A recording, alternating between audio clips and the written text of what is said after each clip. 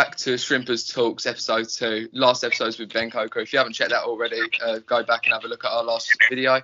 But today we're joined by Shrimpers forward Charlie Kelman. Charlie, thank you for joining us. 30 appearances for Blues, 8 goals, 5 of them coming this season. What one of them for you has been the most superior and best for the club? A lot of people would obviously think the halfway line goal. Obviously, that was my first one. Probably won't score another one better than that. But I think Stevenage away, I think that was when I kind of really made a statement for myself and proved that I could play at the level required at such a young age. So I think I'd have to go with the first goal at Stevenage, because it was a long while since I had scored for the first team. So I'd have to go for that one.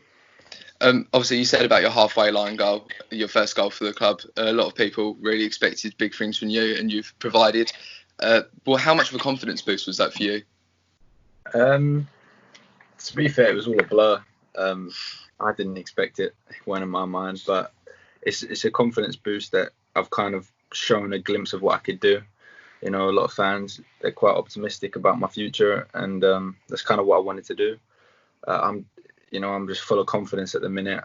I just seem to be scoring every time I play. So obviously it all does stem from having a good start. And obviously we had that game against Lincoln just before, obviously, the current situation. And we saw your emotions in that footage from the final goal. How big a goal was that for what would have been our race for survival? I think that goal would have meant a lot. I mean, you know, the young boys were starting to play together. We've been playing with each other now for 3-4 years, you know, all in the academy. So it was kind of just, we started to build confidence. We were just enjoying every time we play. And I think we had 10 games left to go, so anything was possible. We just had to keep together, and I think we had that. But hopefully, if the season resumes, we can carry on winning games and hopefully stay up. And with Ricky Duncan and Kevin Mayer, when they were both with the academy, how big was it to have such a Southend United role model within Kevin Mayer to be coaching you at the time? Yeah, it was good. When I trained with Kev, he was always helpful. Always told me what I needed to do, what I needed to improve on. It's just good learning off people that Southend means something to. You know, you always dreamed of playing for the first team when you're in the academy, and there's no one better to learn off than Kev. And when you said obviously about Stevenage goal as well, I think that's when we saw the celebration with, I believe it was your tattoo on your arm. Was there any meaning behind that at all? Nah, I mean, obviously I got the tattoo. It's kind of everything I've got tattooed on me kind of means something to me.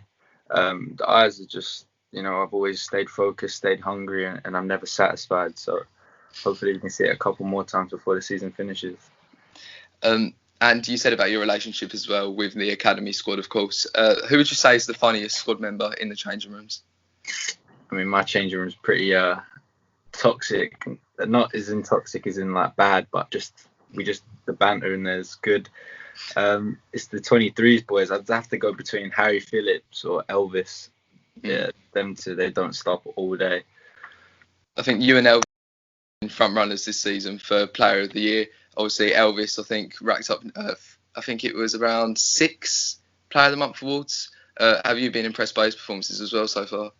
Yeah, I mean, I've been close with Elvis now for over a year. Yeah, I know what he's capable of. You know, he's my best mate in the team. There's nothing better than seeing him play well. Even when I was injured on the sidelines, I'd always wish him well before in the changing room. You know, just do what he does, and he's a quality player, and he'll go on to play at the top. I do believe that. But you know, it's just a shame, obviously, the way the season's gone. But he definitely deserves Player of the Season.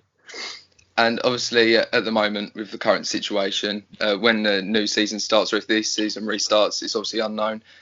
What would you like? Would you prefer for it to be null and void, or do you want to get playing again? I want to get playing again, but obviously, no one knows what's going to happen. I mean, people's safety is at first. That's the most important thing. So I'll just sit tight, keep fit, and hopefully we can start the season sooner rather than later. And what would you say, obviously, the Stevenage goal, the Plymouth goal, a lot of others too, what would you say has been the highlight of your career so far?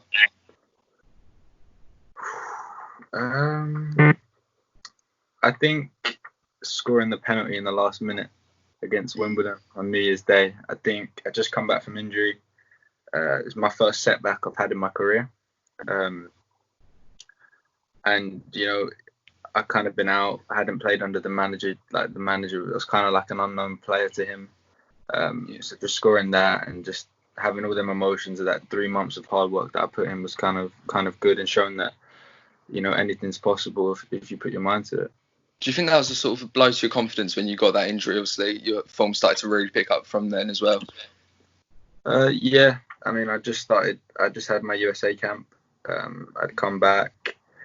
I was on fire, in training. Scored against MK Dons, and then obviously I was going to get my first home start at Roots Hall against Accrington, and 2 minutes in, I'd ruptured my ATFL. So it kind of shows you the high and lows, and obviously I was starting to pick up, but everything in life happens for a reason, and I came back stronger and more grown up from it, and yeah, the rest is history now. And playing under a manager like Sol Campbell, which you said, you really had to prove yourself. What's it like playing under an experienced manager like him? Yeah, it's good. He knows how to talk to the players. He knows how to get the best out of you. He always pushes you in training. I'm just taking everything I can in from him because he's been there and done it. I've got a good relationship with him, so just learning every day. That's the most important thing for me. And obviously the departure of Cox, who was your strike partner for a few games. We've obviously had Stephen as well up front, sometimes good ship. Who's been your favourite strike partner? I think I haven't really played that many games with Humps or Brandon. Played a couple, so I think I have to go Coxie, because every time I played with him, I think I scored, because we're quite similar players. Like, we work hard, play for the team. So he does a lot of things for the team that maybe if he didn't, I wouldn't be able to get in the positions to score. So I'd have to go Coxie. Was it a massive blow, obviously, seeing his departure over to Australia? How big was that for the team? Because obviously he played a pivotal role, was almost on the starting lineup every week. It was on the starting 11 sheet. Yeah, it was a big blow, not only for the team but for myself, because obviously he kind of took me under his wing, kind of was teaching me a few things in training, where to move, what to do. He's a good person, and I've kept in contact with him. Yeah, it's hard, especially when he scored 16, 17 goals last season to keep us up. So obviously it's hard when you lose a player like that, and with a player with that much experience. But everything changes in football, and now I've got to kind of step up and try and fill that gap. So you've been compared to a lot of players over the years at Southend and starting young, but who would you say was your role model growing up? I'd have to go. Yeah, I've said it many times. Wayne Rooney. He burst onto the scene at a young age. He scores from the halfway line. He just to be fair, he just scores goals. I've always looked up to him ever since I was 5, 6 years old. So I'd have to go him. Yeah. And how did it feel as well when you first signed your senior contract with Blues? How was that like a big moment for you? Yeah, it was a very proud moment. Growing up, people tell you like not many people are lucky enough to sign professional contracts. So when I got it, my family was happy. Everyone come around. We had a little bit of a celebration, but we knew that the real hard work started then. So I've not made it yet. I need to get to 100 games before I can say I've had a career. But I'm not stopping there. I want to go right to the top, and that's kind of what I'm focusing on. Obviously, you said there that it was a massive moment for you and your family. What advice would you have for young players who also want to follow the same path as you? Never give up. I mean, when I was 14, I went in an academy system. I was just playing with my mates, playing Sunday league. Just don't give up, regardless of where you are. Even if you're 17, 18, not in an academy system, just keep working hard, because everything in football changes quickly. You can be in a different position in 6 months. Just keep focused, and anything can happen. You said about your personal memory in a blue shirt. What would you say for the whole squad has been a highlight of your career? In what sense, like games-wise? Yeah, in games. Yeah, it has to be Sunderland. I wasn't involved, but just seeing all the emotions, like leading up in training, everyone was a bit anxious. Like they was up for the fight, and they showed that.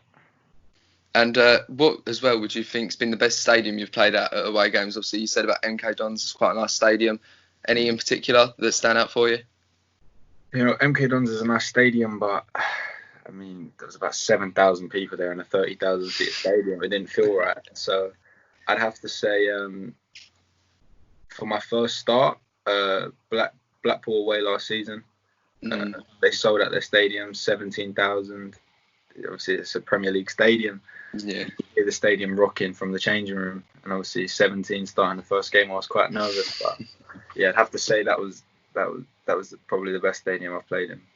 And you said as well about MK Dons, obviously quite a few empty seats, and there's been propositions for our new stadium. We've dropped down to 14,000 seats now. Do you think that'd be quite a big step for the club moving to a new stadium?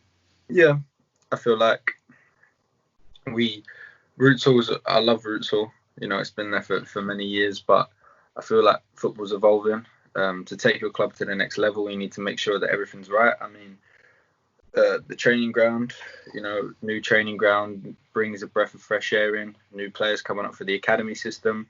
You know, you're not only making the move for now, you're making the move for the future. And you know, the chairman, he wants the best for Southend. So I think he's doing it because he wants to try and take the club up the division. So we just have to see how that goes. And finally, obviously, we've done this for the last few times now. What is your best 11 that you've played alongside? See, I was thinking about this earlier. I'm trying to get it, but all right. So, do you want a formation or? Anyway, mate. Any way you like. All right. So in goal, I'd have to go Nathan Bishop. You know, one of my best mates. You know, he's obviously at Man United. He deserves everything he gets. You know, he works hard for everything.